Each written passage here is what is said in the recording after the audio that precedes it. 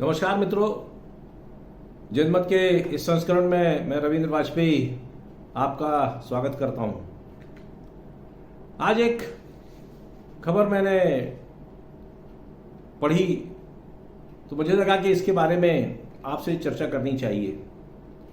हुआ यूं कि उत्तर प्रदेश में लगभग सफाया हो जाने के बाद बहुजन समाज पार्टी की एक छत्र नेता सुश्री मायावती ने समस्त पदाधिकारियों की टीम को भंग कर दिया और उसके बाद उन्होंने अपने भतीजे आकाश आनंद को पार्टी का राष्ट्रीय कोऑर्डिनेटर बना दिया, नेशनल कोऑर्डिनेटर, राष्ट्रीय समन्वयक जिसको हम कह सकते हैं। हालांकि बहुजन समाज पार्टी का जो संगठनात्मक ढांचा है, इसमें कौन क्या है, ये शायद पार्टी के लोग भी नहीं जानते होंगे, क्योंकि यदि वहां नेतृत्व की कड़ियों को जोड़ा जाए तो उसमें सिवा मायावती जी के और थोड़ा बहुत जो उनके महासचिव कहलाते हैं सतीश चंद्र मिश्रा एडवोकेट, उनके अलावा और किसी का महत्व वहां पे दिखता नहीं है। और एक समय जब मायावती सत्ता में थी या बहुजन समाज पार्टी उत्तर प्रदेश की एक बहुत बड़ी राजनीतिक ताकत हुआ करती थी, तब तो मायावती के इर्द गिर्द कुछ चेहरे दिखते थे, जिनमें स्वामी प्रसाद मौर्य भी एक थे। भारतीय जनता पार्टी में आए ब्रजेश पाठक जो भी मंत्रिमंडल में स्थान पा गए वो भी थे। इसके अलावा भी और अन्य नेता थे, कुछ मुस्लिम नेता भी बहुजन समाज पार्टी के जरिए राजनीति में काफी आगे बढ़े। किंतु जैसे जैसे मायावती का कद घटा या बहुजन समाज पार्टी का प्रभाव शून्य होता गया 2014 के बाद से, तो पार्टी का जो एक ढांचा था वो भी कमजोर हुआ और उसका आभा मंडल भी धीरे धीरे फीका पड़ने लगा। अभी जो चुनाव संपन्न हुए और 10 मार्च को जो नतीजे आए, उनमें बहुजन समाज पार्टी की केवल एक सीट आई और उसके बारे में भी कहा जाता है कि जो सज्जन जीते हैं वो अपने बलबूते जीते हैं और उनका अपना निजी प्रभाव उनके क्षेत्र में काफी अधिक है, इस कारण से वो विधायक बनने में सफल रहे। अब मायावती का नाराज होना बहुत स्वाभाविक है। उत्तर प्रदेश की जमीन पे उनको 4 बार सत्ता संभालने का अवसर मिला, जहां 20-20, 22-22 सांसद उनकी पार्टी के लोकसभा में जाते थे और विधानसभा में अच्छा खासा संख्या बल के कारण राज्यसभा में भी बसपा की नुमाइंदगी होती रही। किंतु आज की स्थिति में जो सूरत हाल बन गए हैं, उसमें मायावती राज्यसभा तो छोड़िए, विधानसभा या विधान परिषद में जाने तक की स्थिति में नहीं बची है। और निश्चित रूप से इस महत्वपूर्ण राज्य की 4 बार मुख्यमंत्री रही इस नेत्री को अपना राजनीतिक भविष्य अंधकार में नजर आने लगा है। आप सबको ध्यान होगा कि 2007 में जब मायावती ने मुलायम सिंह से सत्ता छीनी थी, तो उस समय उन्होंने एक प्रयोग किया था। वैसे एक प्रयोग स्वर्गीय कांशी राम ने भी किया था, जब उन्होंने 1993 के चुनाव में, जो कि बाबरी ढांचा ढहाए जाने के 1 वर्ष बाद संपन्न हुए थे उत्तर प्रदेश में, उसमें उन्होंने मुलायम सिंह से हाथ मिलाया। वो एक नए तरह का प्रयोग था जिसमें दलित और पिछड़ों की जुगलबंदी से भारतीय जनता पार्टी उस राम जहर में भी उत्तर प्रदेश की सत्ता पाने से चूक गई। किंतु वो प्रयोग आगे ज्यादा दिन तक नहीं चला और फिर मायावती टूट करके कभी भाजपा के साथ आई, कभी अलग रही और निश्चित रूप से उन्हें पहली बार जो सत्ता का स्वाद चखने मिला वो भारतीय जनता पार्टी के समर्थन से ही मिला। किंतु 2007 के चुनाव में बहुजन समाज पार्टी ने एक बड़ा अभिनव प्रयोग किया और जो पार्टी तिलक तराजू और तलवार इनको मारो जूते चार के नारे के साथ आगे बढ़ रही थी, उसने अचानक अपना रुख बदला और बहुजन समाज के साथ साथ वो सर्वजन समाज की बात करने लगी।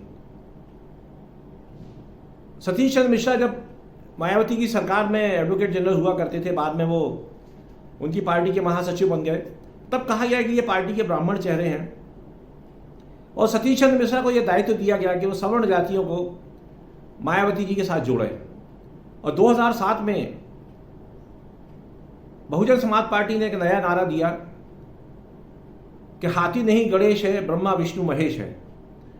और स्थिति यहां तक हो गई कि बहुजन समाज पार्टी को कुछ लोग ब्राह्मण समाज पार्टी तक कहने लगे। बड़ी मात्रा में ब्राह्मण उनकी पार्टी से जीत के गए, मुस्लिमों को भी उन्होंने आकर्षित किया। और फिर एक नारा यह भी सुना हो गया आपने कि चढ़गुंडन की छाती पर मोहर लगेगी हाथी पर। तो जिस स्थिति के कारण अखिलेश यादव 2017 के चुनाव में हारे, वही 2007 में मायावती के पक्ष में थी। जो मुलायम सिंह यादव की सरकार के समय उत्तर प्रदेश की कानूनी व्यवस्था की स्थिति बहुत खराब हो गई थी और गुंडागर्दी चरम पे थी। भारतीय जनता पार्टी के पांव वहां की राजनीति में उस समय तक ठीक से जम नहीं पाए थे। तो आम मतदाता को लगा कि मुलायम सिंह के राज से या समाजवादी पार्टी के आतंक से मुक्ति पाने का जो जरिया है वो बहुजन समाज पार्टी ही हो सकती है। लिहाजा मायावती को भारी बहुमत से लोगों ने जिताया। और तब देश में इस बात की बहुत चर्चा हुई थी कि एक दलित महिला अपने दम पे चुनाव जीत करके आई है और वो भारत की पहली ऐसी दलित मुख्यमंत्री बनी जिन्हें किसी राष्ट्रीय पार्टी का टेका नहीं था। किंतु 5 वर्ष बाद मायावती का जो सर्जन स्वरूप था उसको कहीं ना कहीं आप समझिए कि चोट पहुंची और ये माना जाने लगा कि उनके राज में भी जातिगत मतभेद शासन और प्रशासन में हावी हुए और अंततः 2012 के चुनाव में समाजवादी पार्टी उन्हें पटकनी देने में कामयाब हो गई। 5 वर्ष अखिलेश का राज चला। मायावती की पार्टी मुख्य विपक्षी दल थी। संसद में भी उनकी अच्छी खासी आवाज उठती थी। लोकसभा और राज्यसभा दोनों में बहुजन समाज पार्टी का प्रतिनिधित्व होता था। किंतु 2014 के चुनाव से देश की जो राजनीतिक फिजा बदली उससे बहुजन समाज पार्टी का भी बहुत नुकसान किया। और उससे भयभीत होकर के आपको सबको ध्यान होगा कि मायावती ने लोकसभा के चुनाव जो 2014 के थे उसके तत्काल बाद उत्तर प्रदेश में 2-3 उपचुनाव हुए, एक योगी आदित्यनाथ की सीट का और एक केशव प्रसाद मौर्य की सीट का। इन पर दोनों में बहुजन समाज पार्टी और सपा के बीच में एक अघोषित गठबंधन हुआ और दोनों सीटों पर भारतीय जनता पार्टी हार गई। और इस बात का संकेत पूरे देश में फैला कि जो मोदी लहर कुछ महीने पहले तक थी वो इतनी जल्दी ठंडी पड़ गई। उस परिणाम ने अखिलेश यादव को इस बात के लिए प्रोत्साहित किया कि यदि वो गठबंधन बना करके मैदान में उतरते हैं तो शायद भारतीय जनता पार्टी को हरा देंगे। और इसीलिए उन्होंने 2017 के चुनाव में सत्ता में रहते हुए भी कांग्रेस के साथ गठबंधन किया और वो और राहुल गांधी दोनों यूपी के 2 लड़के नाम से एक हवा चली थी, वो प्रयोग भी विफल हो गया। उसके बाद 2019 का लोकसभा चुनाव जब आया तो एक बहुत ही उलटफेर हुआ राजनीति में। और वो ये हुआ कि बहुजन समाज पार्टी और समाजवादी पार्टी जो एक दूसरे के जानी दुश्मन थे और जिन्हें वाकई सांप और नेवले जैसा रिश्ता कहा जा सकता था, उन दोनों ने सबको चौंकाते हुए गठबंधन किया। और इससे निश्चित रूप से भारतीय जनता पार्टी भी चिंतित हो गई। और दोनों का जो मिला जुला प्रचार हुआ उससे ऐसा लगने लगा था कि शायद 2014 की जो कहानी है, जो मोदी लहर है, वो उत्तर प्रदेश में सपा और बसपा के गठबंधन से फीकी पड़ जाएगी और हो सकता है कि 1993 जैसा चमत्कारिक परिणाम आया था वो 2019 के लोकसभा चुनाव में दोहराया जा सकेगा। किंतु वह प्रयोग भी बुरी तरह असफल हुआ। और उसकी जो इंतहा थी वो ये थी कि मायावती जिन मुलायम सिंह को अपना दुश्मन नंबर 1 समझती थी, वे उनके प्रचार में मैनपुरी गई और दोनों एक मंच पर बैठे। जो कि आपको ध्यान होगा लखनऊ का जो सुप्रसिद्ध कुख्यात गेस्ट हाउस कांड हुआ था जिसमें मायावती के साथ बहुत अभद्रता हुई थी और जिसके बाद उन्होंने समाजवादी पार्टी से एक तरह की दुश्मनी ठान ली थी। उस चुनाव परिणाम के तत्काल बाद समाजवादी पार्टी ने मायावती को और मायावती ने समाजवादी पार्टी को दोषी ठहराना शुरू किया और वो गठबंधन जिस तरह बना था उसी तरह बिखर भी गया। उसके बाद मायावती और सपा दोनों 2022 के विधानसभा चुनाव की तैयारी में लग गए और उसके बाद जो हुआ वो हमारे सामने है। इस बार मायावती का किसी से गठबंधन नहीं था। वे चुनाव में बहुत देर से उतरी, उनका अभियान भी काफ़ी सुस्त रहा और ये कहा गया कि वो भारतीय जनता पार्टी की बी टीम बनकर के चुनाव लड़ रही है। चुनाव में जो बहुजन समाज पार्टी की दुर्गति हुई उसके जो भी कारण हैं उनका राजनीतिक विश्लेषण आप सबने देखा, सुना, पढ़ा होगा। किंतु मायावती ने उसके बाद जिस तरह से बयानबाजी की वो एक घिसी पिटी थी। उन्होंने समाजवादी पार्टी के ऊपर भी आरोप लगाए और मुसलमानों को इस बात के लिए कोसा कि वे भारतीय जनता पार्टी को हराने के लिए समाजवादी पार्टी के पक्ष में गोलबंद हो गए। भारतीय जनता पार्टी को भी कोसा कर उसने हिंदू ध्रुवीकरण किया। और उसके बाद जब चारों तरफ से पूरे देश में इस बात की चर्चा होने लगी कि मायावती और बहुजन समाज पार्टी का भविष्य पूरी तरह अंधकारमय है, तब उन्होंने थोड़ी सक्रियता दिखाई, संगठन में कसावट लाने की कोशिश की, सारी इकाइयां भंग की पूरे संगठन को, और नए सिरे से जो ढांचा खड़ा करने की कोशिश की उसमें आज उन्होंने जो चौंकाने वाला निर्णय किया कि अपने भतीजे आकाश आनंद को national coordinator Bahujan Samaj party का बना करके एक तरह से ये संकेत दे दिया कि संगठन में मायावती जी के बाद अब उनके भतीजे की ही दूसरी जगह होगी।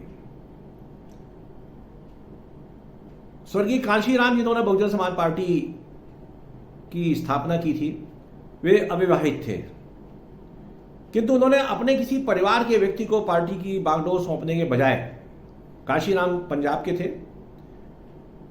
उन्होंने उत्तर प्रदेश की एक युवा नेत्री के रूप में मायावती को प्रशिक्षित किया, प्रोत्साहित किया और राजनीति में स्थापित भी किया। मायावती भी संयोग से अविवाहित हैं और जिस तरह से उनके साथ अल्पसंख्यक, पिछड़े, सवर्ण और दलित इन वर्गों से विभिन्न नेता थे, तो ऐसा लगता था कि धीरे धीरे एक सामूहिक नेतृत्व वहां उभरेगा और मायावती अपने उत्तराधिकारी के रूप में किसी ऐसे व्यक्ति को सामने लाएंगी या चुनेंगी जो कि दलित राजनीति के इस आंदोलन को आगे बढ़ा सके। किंतु बीते कुछ वर्षों के जो डेवलपमेंट राजनीति में हुए जो घटना चक्र चला और 2022 का जो विधानसभा चुनाव है वो जिस तरह से बहुजन समाज पार्टी के लिए सफाई के रूप में आया, उसके बाद मुझे लगता है कि मायावती के मन में भी एक विश्वास का संकट पैदा हो गया है और उन्हें ये लगने लगा है कि उनके साथ जो लोग आते हैं वो सत्ता की लालच में आते हैं, चुनाव जीतने के उद्देश्य से आते हैं और बाद में फिर पाला बदल देते हैं। आज मायावती के साथ जो एक ज़माने में उनके दाहिने बाएं हाथ थे वो सब टूट करके जा चुके हैं। वो एक तन्हा खड़ी दिखाई देती हैं। जो सतीश चंद्र मिश्रा हैं वो निश्चित रूप से सवर्णों के बीच में पार्टी का प्रतिनिधित्व करने की कोशिश करते रहे, लोगों को दबाने की कोशिश करते रहे, किंतु जिस तरह से सवर्ण मतदाता भारतीय जनता पार्टी के पक्ष में लगातार पिछले 4 चुनाव से उत्तर प्रदेश में जा रहे हैं, उसके बाद मायावती की निराशा बढ़ गई होगी और अब जाकर के उन्हें लगा कि अंततोगत्वा उनकी पार्टी का भविष्य उनके अपने ही परिवार में सुरक्षित रहेगा और लिहाजा आज उन्होंने अपने भतीजे को राष्ट्रीय समन्वय की भूमिका सौंप दी। और इस तरह से एक और पार्टी जो कि दलित आंदोलन का झंडा उठा करके आई थी मैदान में, आज वो भी एक परिवार में सिमट गई और बहुजन के जगह अब उसका नाम परिजन पार्टी भी कर दिया जाए तो उसे गलत नहीं कहा जाएगा। ये हमारे देश का दुर्भाग्य है कि लगभग जितनी भी क्षेत्रीय पार्टियां हैं, एक दो अपवाद हो सकते हैं, किंतु तकरीबन सभी कहीं न कहीं जाके परिवार और कुंबा परस्ती का शिकार हो जाती हैं।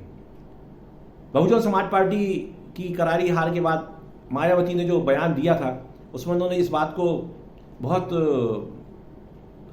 सफाई के साथ कहा था कि दलितों का भी बहुत बड़ा जो भाग था वो हमारी पार्टी से टूट गया, लेकिन उनके सजातीय जाटव समाज के मतदाता अभी भी उनके साथ जुड़े हुए हैं। ये कहने के का अर्थ उनका ये था कि बहुजन समाज पार्टी भी अब केवल एक जाति पर आधारित रह गई है और इस दर्द के चलते उन्होंने आज अपने भतीजे को एक तरह से अपना राजनीतिक उत्तराधिकारी घोषित कर दिया। मायावती के ऊपर कांशीराम जैसे व्यक्ति की छत्र छाया थी। अब मायावती अपने भतीजे को कितना स्थापित कर सकेंगी ये भविष्य के गर्भ में छिपा हुआ है, किंतु इससे एक बात तय हो गई कि अंततोगत्वा बहुजन समाज पार्टी भी बहुजन हिताय की बजाय परिजन हिताय में जाकर के उलझ गई। और अब मुझे लगता है कि इस पार्टी के पतन का वक्त आ चुका है। मायावती ने यह कदम सोच समझ करके उठाया या हताशा में उठाया, ये तो वही जाने, किंतु निश्चित रूप से इससे उनकी बची खुची साख भी जो है वो भी धूल धूसरित हो गई। और देश में एक दलित आंदोलन के नेता के रूप में जो उनकी धमक थी, जो उनकी चमक थी, वो फीकी पड़ते पड़ते ऐसा लगता है कि आने वाले कुछ समय में पूरी तरह से विलुप्त हो जाएगी। इसका उत्तर प्रदेश की राजनीति पे क्या प्रभाव पड़ेगा और देश में जो दलित आंदोलन को लेकर के पार्टियां चल रही हैं उसमें क्या असर पड़ेगा, ये आने वाले दिनों में स्पष्ट होगा। किंतु एक बात तय है कि बहुजन समाज पार्टी जो है वो भी एक परिवार की जागीर बन के रह गई है। और काशीराम की जो विरासत मायावती को मिली थी वो उनके राजनीतिक शिष्य के रूप में मिली थी, किंतु मायावती ने जो अपनी विरासत है एक तरह से अपने भतीजे को सौंप करके ये साबित कर दिया कि वे बहुजन समाज की हितचिंतक नहीं है, उनके मन में भी कहीं ना कहीं अपना परिवार और अपना कुनबा है। निश्चित रूप से ये बहुजन समाज पार्टी ही नहीं अपितु देश के दलित आंदोलन का एक बहुत बड़ा टर्निंग पॉइंट है और इससे दलित राजनीति को बहुत बड़ा धक्का पहुंचेगा। और इसका क्या असर होगा ये तो हम आने वाले समय में देखेंगे। किंतु इससे एक बात तय हो गई है कि जो भी पार्टियां राष्ट्रीय स्तर पर बिना किसी स्पष्ट विचारधारा के और संकुचित दृष्टिकोण के साथ सामने आती हैं उनका अंततोगत्वा यही हश्र होता है। आज के संस्करण में इतना ही। शुभ रात्रि, धन्यवाद, नमस्कार।